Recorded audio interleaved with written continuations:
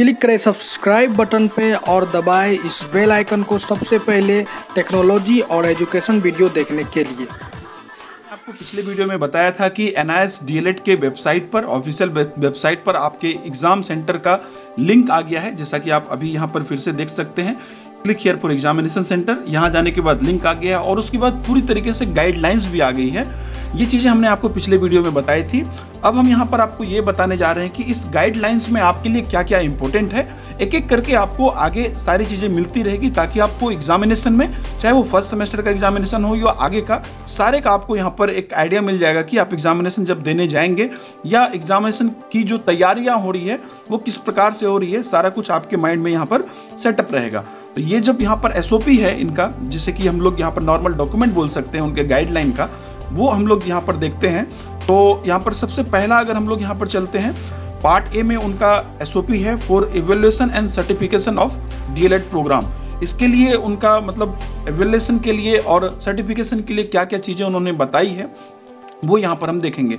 सबसे पहले तो यहाँ पर पहला सेक्शन है कि conduct of first public examination. ये आप लोगों को पता है 31 मई, 1 जून, 2 जून, 501, 502, 503। दूसरा है registration of first public examination, वो भी कंप्लीट हो चुका है। इसके आगे देखते हैं, the application for registration of examination would be available online and the learner may log in NIS website for registration and payment. तो रजिस्ट्रेशन और पेमेंट आप लोग कर चुके हैं। अब यहाँ पर है fixation and allotment of examination centre. ये आप लोग के लिए जानना इंपॉर्टेंट होगा। The nodal officer of the state would identify the examination center for a particular examination। तो जो नोडल ऑफिसर होंगे स्टेट के, वो एग्जामिनेशन सेंटर फाइंड करेंगे। अगर आपने हमारा कल का वीडियो देखा होगा, उसमें हमने आपको पूरी तरीके से डिस्क्राइब किया था कि किस प्रकार से नोडल ऑफिसर से डिस्ट्रिक्ट में जाता है, डिस्ट्रिक्ट में फिर ब्लॉक में एग्जामिनेशन सेंटर बनाया जा रहा है, वो सारा प्रोसेस हमने आपको बताया था। आगे यहाँ पर है, the nodal officer of the state with the help of state government shall arrange to provide the center acceptance from the school or institution proposed to be established as examination center and consent from the district magistrate, collector, commissioner, district education officer, any officer authorized by the state for custody and delivery of the question paper at the examination center on the prescribed performer। तो यहाँ पे ये बोला जा रहा है कि अब क्या करेंगे कि जो नोडल ऑफिसर होंगे वो स्टेट गवर्नमेंट के साथ मिलके डिस्ट्रिक्ट लेवल पे जाएंगे। कैसे जाएंगे? आइदर डीएम के थ्रू या कलेक्टर के थ्रू, कमिश्नर के थ्रू, या जो डीईओ होते हैं उनके थ्रू, या कोई भी जो इनके अलावा कोई ऑथराइज ऑफिसर हो उनके थ्रू वो उसको कांटेक्ट करेंगे डिस्ट्रिक्ट में जहां पर कि एग्जामिनेशन सेंटर बनाया गया है, ताकि वहां पर क्वेश्चन पेपर की डिलीवरी किस प्रकार से की जाए। Along with the consolidated list of examination center and custodian of question paper on a Excel sheet, any list 45 days prior to commencement of exam। तो यहाँ पर अब क्या होगा कि जो एग्जामिनेशन सेंटर बनाया गया है वहाँ पे जो क्वेश्चन पेपर डिलीवरी किया जाएगा, उसके लिए इनके पास पूरा लिस्ट होगी कि इस जगह पर से मान लीजिए किसी एक डिस्ट्रिक्ट से क्या क्या स्टडी सेंटर बनाया गया है, उस स्टडी सेंटर के रिलेटेड जो एग्जामिनेशन सेंटर बना, तो उस एग्जामिनेशन सेंटर पे क्वेश्चन पहुंचाना है, तो सारे एग्जामिनेशन सेंटर की लिस्ट एक्सेल शीट में होगी और उस हिसाब से वो यहाँ पर क्वेश्चन पेपर डिलीवर करेंगे और वहाँ पे कम्युनिकेशन शुरुआत करेंगे। आगे है, the nodal officer of the state and regional director of NIS shall finalise the examination centre within 7 days from the last date of the registration for a particular examination. तो ये कहा जा रहा है कि नोडल ऑफिसर जो state के होंगे वो examination centre last date of registration तक यहाँ पर जो है उसके 7 दिन के अंदर फाइनलाइज कर लेंगे। मतलब जिस दिन रजिस्ट्रेशन हुआ उसके बाद जो है 7 दिन के अंदर वो फाइनलाइज कर लेंगे examination centre. The same has to be forwarded to evaluation department of NIS, और वही एग्जामिनेशन सेंटर की लिस्ट जो है एनआईएस के डिपार्टमेंट को भेज दी जाएगी। तो हालांकि जो पहला सेमेस्टर है इसमें थोड़ा डिले हो गया, क्योंकि आपका रजिस्ट्रेशन बहुत पहले हो गया था, एग्जाम का जो आपका मतलब भरवाया गया था ना, फॉर्म भी भरवाया गया था, वो सब भी थोड़ा सा पहले हो गया था। लेकिन यहाँ पर अब जो है थोड़ा सा पहली बार में डिले हुआ, आगे ये सब चीजें प्रॉब्लम नहीं होगी। आगे अगर देखें तो evaluation department of NIS headquarter shall examine and finalise the centre notification and in case of any anomaly is found, the same will be addressed with the help of regional director of NIS and state nodal officer. तो यहाँ पर जो evaluation department होंगे जो कि जांच परख करते हैं, वो अब यहाँ पर फाइनलाइज करेंगे कि सेंटर पर नोटिफिकेशन किस प्रकार से भेजना है, या अगर कुछ प्रॉब्लम हुआ तो उसको वो लोग यहाँ पर ध्यान में रखेंगे या उससे वो लोग सॉल्व करेंगे। अगला पॉइंट जो इसमें है, NIS will generate the hall ticket. This will be made available on NIS website as well as regional center of NIS website at least 10 days before the commencement of the examination. तो जो hall ticket होगा आपका वो कम से कम 10 दिन पहले NIS के website पर आपको उपलब्ध कराया जाए, इस बात की यहाँ पर नोटिस दी गई है। अगला है, the learners need to carry the hall ticket downloaded from NIS website and the original ID to appear into the examination. तो अगर आप एग्जाम में अपियर होने जा रहे हैं तो आपको आपके पास एक आईडी प्रूफ होना चाहिए और आपका हॉल टिकट होना चाहिए, ये यहाँ पे लिखा गया है। हालांकि इसमें आपको जो NIS का आईडी कार्ड पहले मिला था उसके बारे में नहीं लिखा गया है, लेकिन आप लोग अपना आइडेंटिटी कार्ड जो NIS का है वो भी साथ में रख लेंगे। उसके बाद कंडक्ट ऑफ एग्जामिनेशन किस प्रकार से कंडक्ट होगा। On the basis of final examination registration data, the evaluation department of NIS shall provide pre-examination material, subject-wide attendance sheet, scanned photo, nominal roles and guidelines for center superintendent to each examination center online or offline well before the commencement of the examination. तो अब वहां पर मान लीजिए जिस examination centre पे जितने शिक्षार्थी जाएंगे उनका जो अटेंडेंस सीट होगा, उनका जो फोटो होगा या जो गाइडलाइन होगा, वो सब चीजें यहाँ पर वहां तक पूरा जो फाइनल रजिस्ट्रेशन डेटा है शिक्षार्थी का वो वहां पर पहुंचाने का काम करेंगे। अगला है, the evaluation department of NIS headquarter shall supply the blank answer book to each examination centre before the commencement of the examination. तो जो ब्लैंक आंसर सीट है जिसमें कि आप लोग अपना आंसर लिखेंगे, वो चीज जो है यहाँ पर इवैल्यूएशन डिपार्टमेंट ऑफ NIS जो है वो वहां पर जो भी एग्जामिनेशन सेंटर यहाँ पर नोडल ऑफिसर के द्वारा नियुक्त किया गया है वहां पर वो पहले अब भेजेंगे।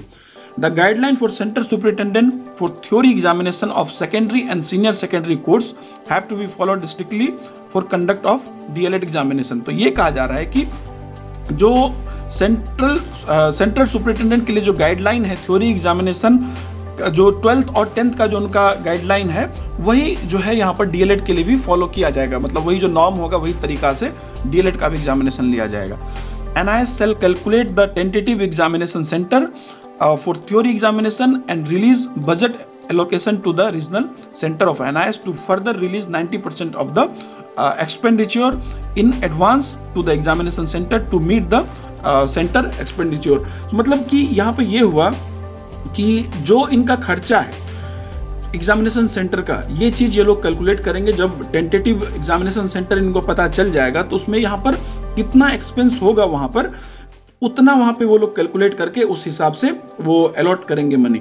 After all the examination are over, the examination centre shall to be submit the full and final centre expenditure bill in the prescribe proforma duly completed and signed by the regional centre of adjustment of advance and release of balance payment और refund excess of advance payment.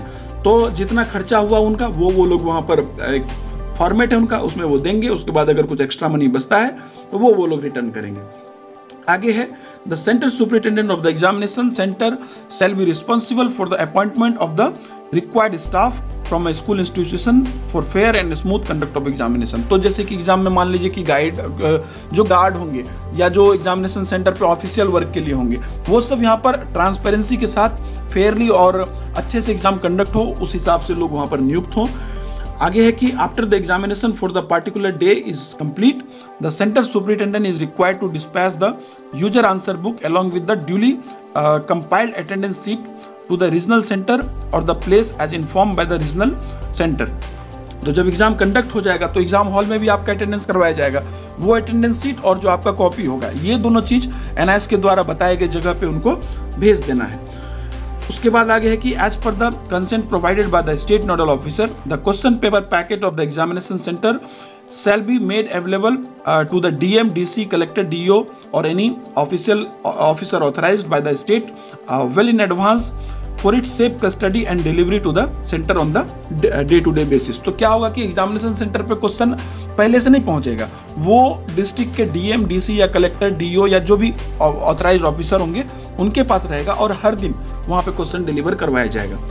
उसके बाद the custodian of the question paper will arrange to deliver the appropriate packet of question paper of a particular center on the same day before commencement of the examination through a team consisting of the following members। तो कुछ team member होंगे तो वो custody से वहां पर वो लोग पेपर डिलीवर करेंगे। आगे जो यहाँ पर पॉइंट है वो है monitoring and supervision of the conduct of examination. The center superintendent shall be responsible for monitoring and supervision for the fair and smooth conduct of the examination strictly as per the guideline for the center superintendent for theory exam। तो theory exam के लिए जो guideline इनका बनाया गया है ये अच्छी तरीके से सुपरविजन हो, मतलब इस पर पूरी तरीके से निरीक्षण रखा जाए, इसकी पूरी मॉनिटरिंग हो, जैसा भी गाइडलाइन एनआईएस के द्वारा दिया गया है उसी प्रकार से। अगला है कि the regional centre of NIS shall appoint one full time OSD for each examination centre. तो एक यहाँ पर ओएसडी नियुक्त होंगे जो कि हर एग्जामिनेशन के लिए वो यहाँ पर ऑब्जर्व करेंगे और पूरी तरीके से कंट्रोल में रखेंगे, उसके लिए वहाँ पर नियुक्ति की बात हुई है।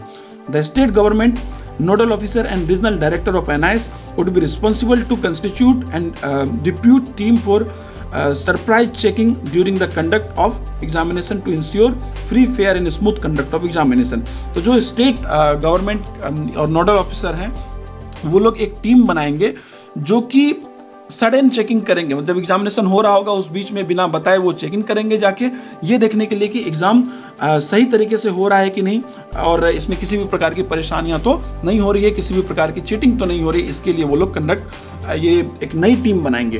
तो दोस्तों ये यहाँ पर अभी आपके एग्जाम को लेकर पॉइंट था, और भी कुछ बातें इंपॉर्टेंट हैं जो कि हम आपको आगे की वीडियो में बताते हैं।